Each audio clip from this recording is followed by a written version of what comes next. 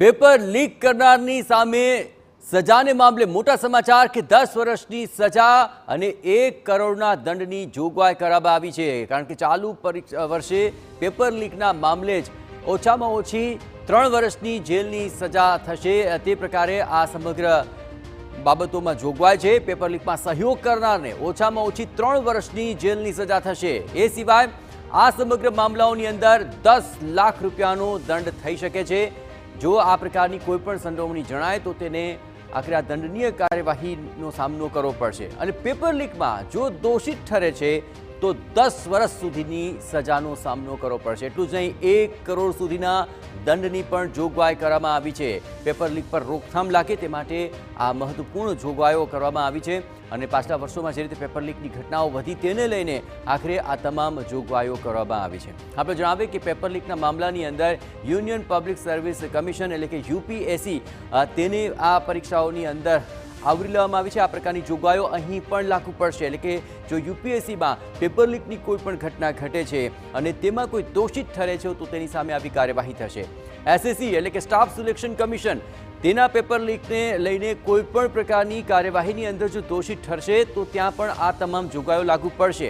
એ સિવાય રેલવે બેન્કિંગની ભરતીની પરીક્ષાઓની અંદર પણ પેપર લીકના મામલાઓમાં જે પણ દોષિત ઠરશે તેમને પણ આ તમામ જોગવાઈઓનો સામનો કરવો પડશે। તો આ પ્રકારની જે પરીક્ષાઓ છે, સ્પર્ધાત્મક પરીક્ષાઓ છે, તેમાં ગેરરીતિ અટકે તે માટે આ જોગવાઈઓ છે।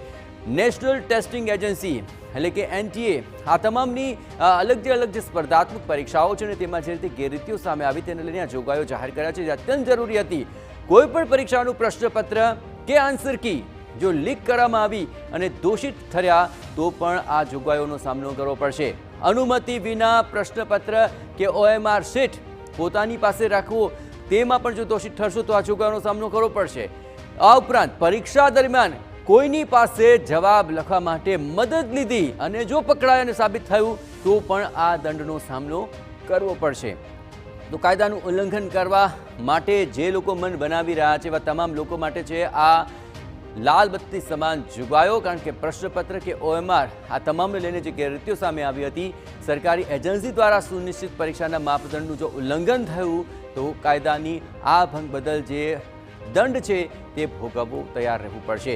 મેરિટ માટે સુનિશ્ચિત ડોક્યુમેન્ટમાં જો ચેડા કર્યા અને દોષિત સાબિત થયા તો આ પ્રકારના દંડ અને આ પ્રકારની સજા માટે તૈયાર રહેવું પડશે।